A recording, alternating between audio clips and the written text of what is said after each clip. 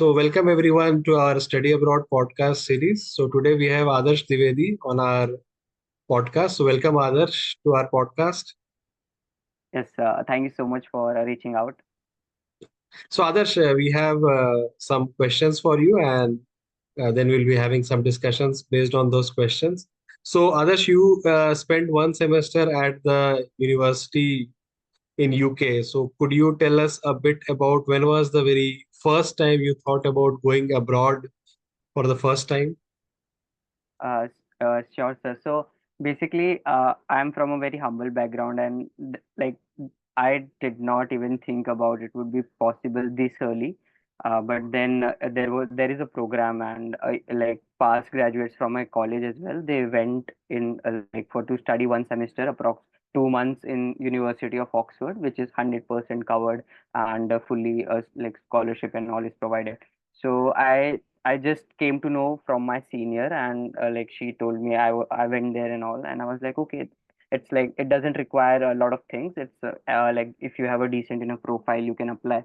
So I just applied, and I think this was the month around this I started my prep, and by September end I applied and all, and the results came out. I got the scholarship, applied for the visa, and ultimately I was there. Yeah. So you spend like one summer from like June, July, August kind of these months? Yes, so precisely, I went there in April, 17th of April, and I was done with my semester in June. I was back by 28th of June. Okay, okay, sure, sure. And once you are doing all this, you had to apply for this visa and flight ticket, accommodation. So how was these three in your case? Sure. So I think the major concern was for me was to figure out the passport and visa. I went for the visa. They gave me a letter and all. It was pretty new to me, so I did go take a help of an agent, and he only applied my visa. Once I got the visa, the college itself, the St. Catherine's College of University of Oxford, they got my tickets and they sent me the tickets. Oh, okay, okay. So in that this case, you didn't have to book your tickets. They booked for yourself Yeah, from that side only. exactly. And how And much time did it take, and the even visa though thing? Yeah, sure.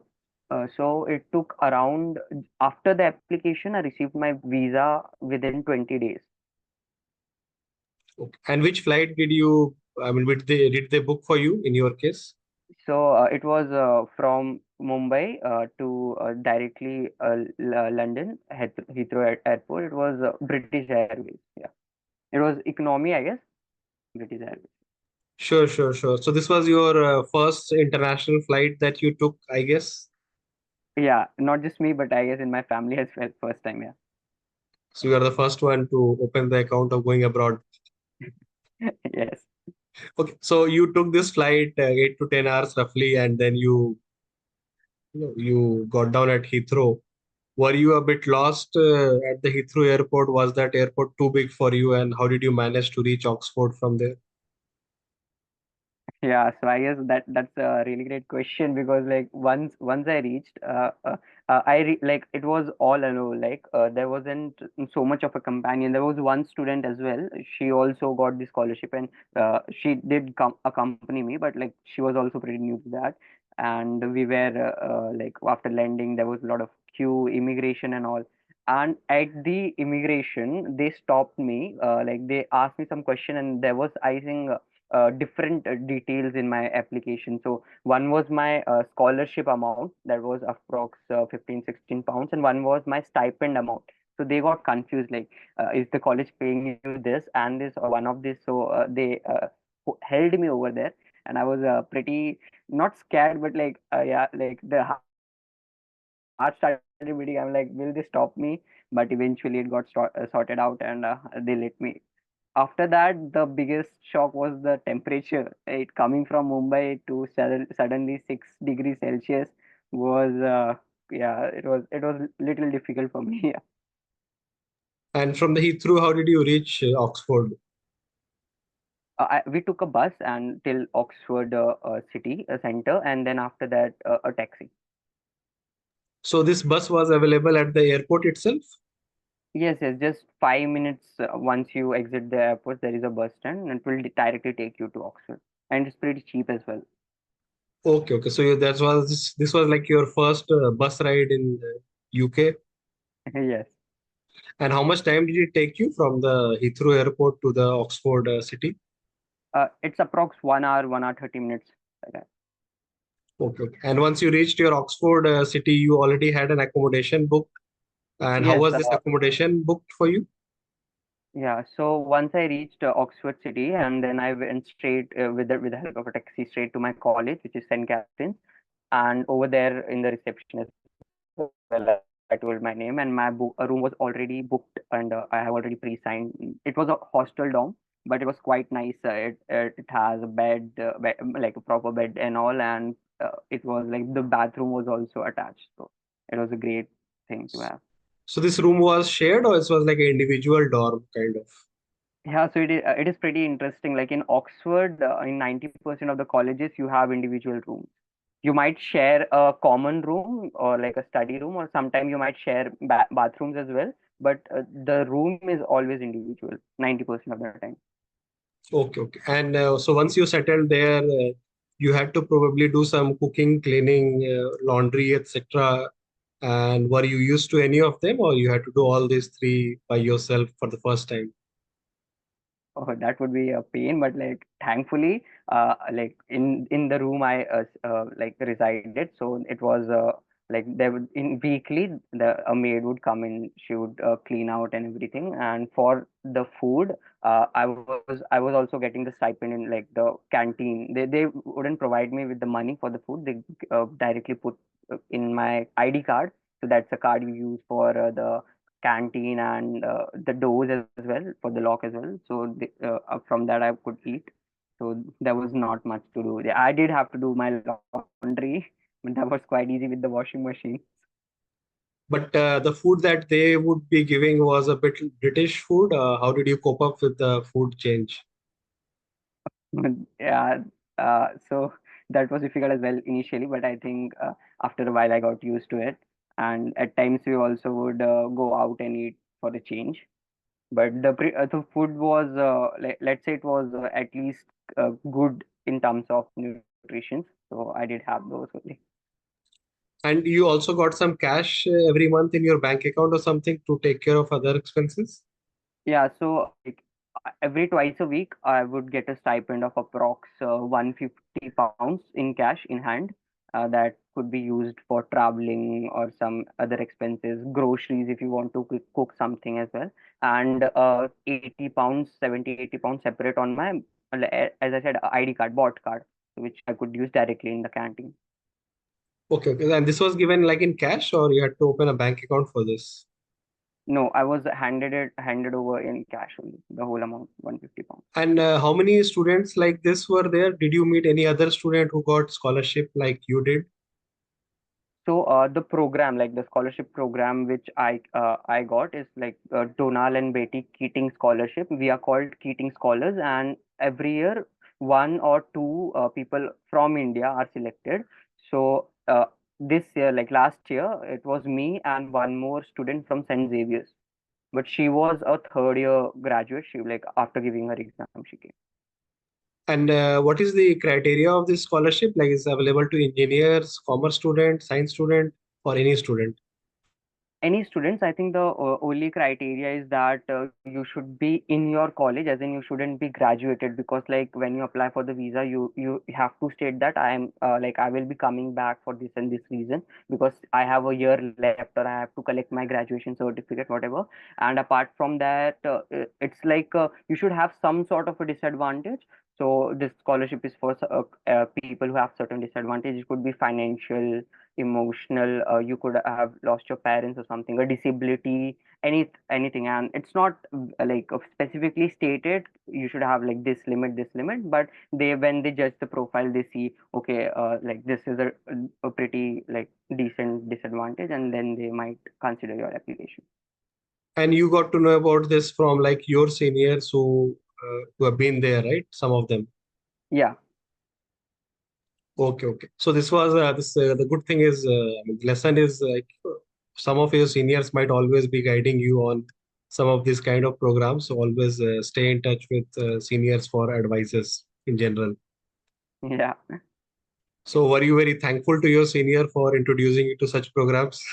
Oh, definitely. Not just introducing, they helped me throughout the process. It was rather SOPs, statement of purpose, statement of disadvantage, the whole application. After that, when I was shortlisted for the interview, they helped me in every way. Even after I got the scholarship, they helped me in the visa process as well. Introducing the agent and all. So they were very helpful. I think I should give a shout out as well. So one is Khushi Wazrani, another is Sanchi. So if you search them or you search even Keating scholars, they should appear on LinkedIn. So they both are like your college seniors? Yeah, just one a year above me, and I think now they are graduated as I am a TY. They just graduated, recent graduates, and one of them is now even doing MSc in finance from Bath University.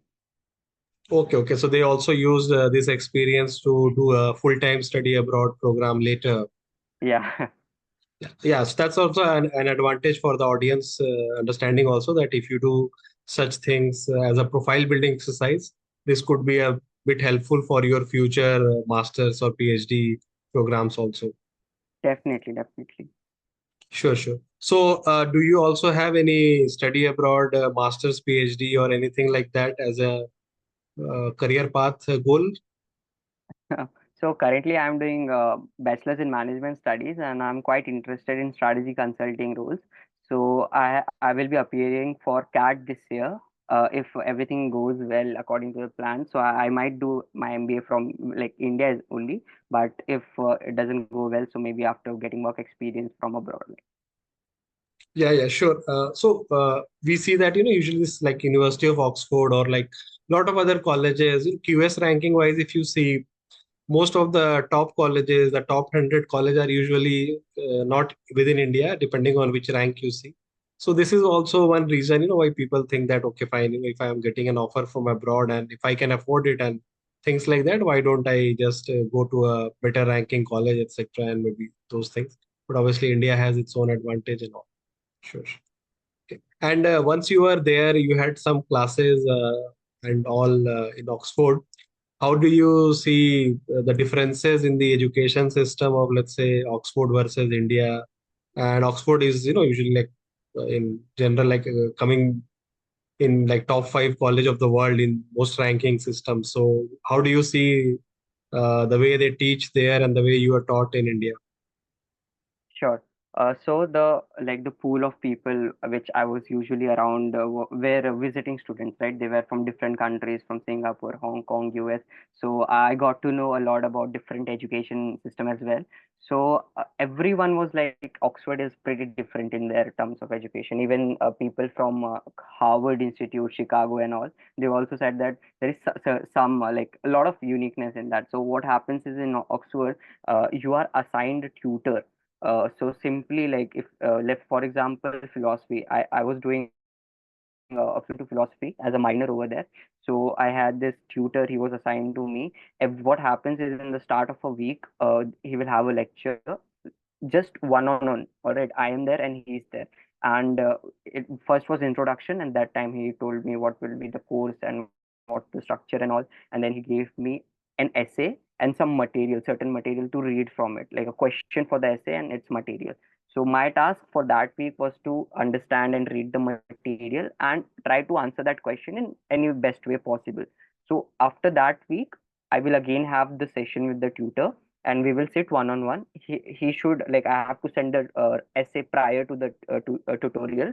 And once I send my essay, he will read, and then whatever he must have understand that after reading my essay, okay, now this guy knows this much, and I can push him in this direction, and I can extract more from the material he read. So we will sit on one-on-one discussion. It would be a debate and a proper. He will like, it should be a thorough understanding of the topic. So we cover less in Oxford, but whatever we cover is in depth. I would say that. Yeah, yeah, sure, sure. And what was your class timings like? The whole day routine in general?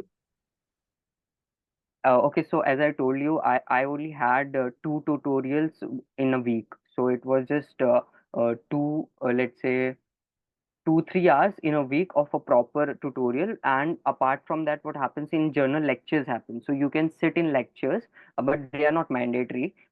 So and in the third semester itself, when I was there, so the lecture frequency was also down because everyone was preparing for the final examination.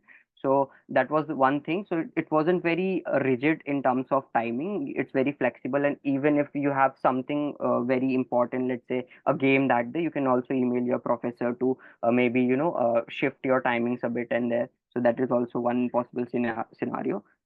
Mostly, I would spend my time in libraries. Oxford is very famous for the libraries, reading out the materials and writing the essays. Sure, sure. And you also visited some nearby places on weekends, etc. How was that traveling experience? Yeah, it was magical, I would say. I visited Scotland for it was a 3 day trip, and apart from there, I did went to Bath as well. It's another city, and of course, London, the heart of UK. I went to there twice, and also like within Oxford also you have a lot of places to visit, the colleges, the parks. There are a lot of parks and gardens, botanical gardens, everything. So I visited. Yeah, my weekends were packed. And did you face any challenge in like making friends, etc., or you had enough friends to hang out with? No, as I like, our program is a bit different. Like as you go in end semester, like everyone is sorted with their friendship now. Now, like less people are open to make friends because they are pretty much comfortable with a bunch of people, right? It's a third semester, everyone is trying to study for the exam, they have enough friends. So I was the one who had to make a lot of initiative, but eventually everything turned out great. I even found some great Indian people over there studying. Like they are still in touch and all, and even after a while I got used to everyone. So I have friends in UK, US, Singapore, and India, all over. Yeah. Yeah, that's good. That's good. You were, I mean, you were open to approaching people and probably maybe getting rejected by some people also. Maybe approaching like 10 people and maybe accepted by two, three and getting rejected by seven. So did you learn this art of rejection with this experience a bit? Yes, yes, I did learn it, but I think I was all like I did complete my second year as well in India, so I got rejected in India as well. So yeah, I was pretty much prepared for that, I guess. Okay, okay, sure, sure. That's a very good learning for I think most people that handling this rejection every now and then by whatever way, by people or by whatever. If you are some people trying to maybe do entrepreneurship, etc. So those things also. So handling this art of rejection is a good art to learn for anyone in general. Sure, sure. And once you are there for these few months, you had any like shocks that you observed, let's say the lifestyle of UK versus India. What were the very initial shocks that you would have observed, maybe? Yeah, so I wouldn't call it shock, but like I pretty much went there without researching anything. I was like just to take the flight and figure out everything on the way. So when I went there, I figured out that the sunsets over there are at 9 and 10. I was like, oh, so that was one shock to me. And uh, in terms of Oxford, I think the library culture over there is pretty hectic. Like you wake up at 8 and everyone is going to their libraries pretty much.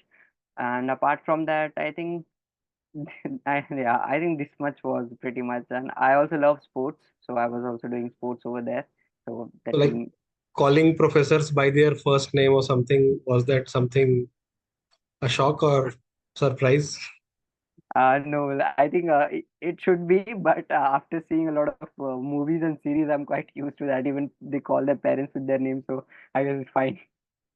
So you are used to seeing some series or like TV shows, etc., of foreign culture, so that you are not that surprised. You already knew that a bit. So and this also helps probably to prepare. Yeah, but I avoided as much as I could taking their names. But let's say if I have to, then only I would say Mr. Ethol and like Professor Ethol or Doctor Ethol, like that. Sure, sure, sure. And did this 9 p.m. sunset? distort your routine a bit? Like you are still thinking, okay, it's like evening and or it's like a like 5 o'clock in India kind of, so I cannot sleep just like this. And also there was this kind of a jet lag, jet advance kind of thing happened to you. Did you mess up your sleep routine for a while and you got adjusted? How was that? I think I just took 1 or 2 days to get adjusted, and after that, it was pretty much it was pretty much going smoothly. Like when the time comes, I used to wake up till 2, 3 completing my essays, but otherwise I would just sleep by 10, 11 something. Yeah, Sure, sure. And what are your future goals for the next few years from now? yeah. So I think management, and I'm interested in consulting. So after that, I will try to get a job in consulting, or I'm also like if I could clear my CAT examination, maybe an MBA after my TY. Otherwise, a job, and after that, 2, 3 years of work ex and figure out what's the next step. So, what do you think about this 1 year masters, which is usually very common in UK versus 2 year masters, which is most common in India? So, do you think somebody who's doing 1 year masters can save like 1 year from UK? What's your angle here? Yeah, I think it's a very like a very added advantage. So like there is a side business school in UK. It comes under University of Oxford. There were a lot of people. I met them. I talked about them about their experience. So there is a program called Masters in Finance. It's just 9 months. So after that 9 months, you are done with the program. You can like start applying for jobs and all. So though it's costly, but I think you after you save 1 year, you could easily get the whole amount back within 1 year of the job. It's very easy to get a good placement after a such good college. So I think there is totally a very much great advantage, at least in terms of monetary terms. Yeah. And you used LinkedIn also for some networking while at Oxford or before or after? How was this LinkedIn experience for you? Yeah, so I'm pretty active on LinkedIn since my second year, start of my second year after I started one internship. So I did reach a lot of people on LinkedIn during my application as well. But yeah, so after that, once I was done with my university course and all, I requested everyone, my professors also. I'm connected with my professor as well on LinkedIn. So yeah, it did help. Sure, sure. So one takeaway is like stay active on LinkedIn and stay connected to the people either you studied with or you want to study with, and those can help. Finding mentors on LinkedIn is relatively easier or compared to other social media probably. Exactly, you can find the right people who are fit for your like for whatever you want advice or something, and then you can reach out to them. I think there will be at least some who will respond back. Yeah, sure, sure, sure. It's a bit like that rejection game. Yeah, Approach 10 people and maybe one or two will reply. exactly. So, Adarsh, coming to the last question, you have some advice for your juniors who might be considering this kind of scholarship program. What will be some pro tips from your side? I think the best tip would be to apply for sure. Please apply. I think that there are a lot of friends of mine who till date regret, oh, I didn't apply, or maybe I should have applied. So please, I should have shouldn't be there. You should apply for sure. And whenever you apply, so like take a proper time frame and please reach out the ones who has already gotten it. So they know better what they are looking for and they can guide you and you can like try to fit those things in your application and it will just increase your chance 10x or something. So yeah, I think that's the pro tip. Please apply and get the proper guidance whatever you do. Yeah, Sure, sure. Thank you very much, Adarsh, for all your insights and your tips that you have been giving our audience. So after this, once the this meeting is finished, we'll be uploading this on YouTube as well as LinkedIn. So some people might be approaching you also. So feel free to accept their connection and help them out a bit if you are free. for So sure, for sure. Yeah, okay then, Adarsh, take care. Have good luck with your future journey, and we wish you all the best for your future. Take care for yes now. sir. Bye. Thank you so much sir. Bye. It was fun.